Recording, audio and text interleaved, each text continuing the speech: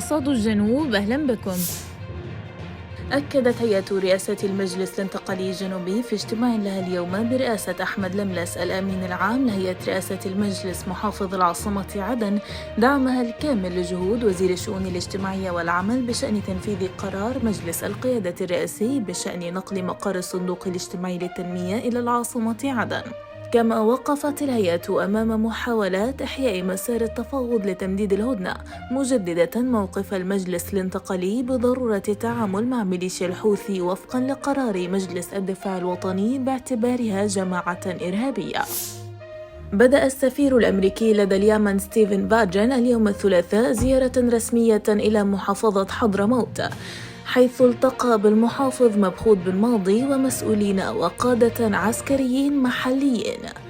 باجن جدد إدانة الولايات المتحدة خلال زيارة حضرموت على رأس وفد رفيع المستوى الهجوم الحوثي الإرهابي على ميناء الضبة النفطي.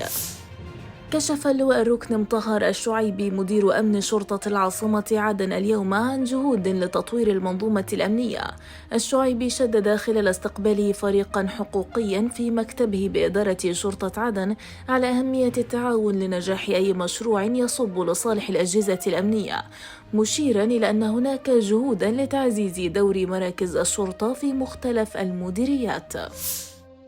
ألقت قوة الحزام الأمني لدلتا أبين اليوم القبض على 4 متهمين بحوزتهم كمية من المخدرات أثناء مرورهم من إحدى النقاط الأمنية في عاصمة المحافظة زنجبار.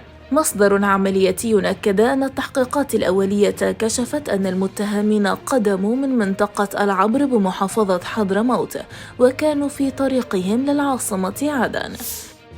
نهاية الحصاد لهذا اليوم، إلى اللقاء.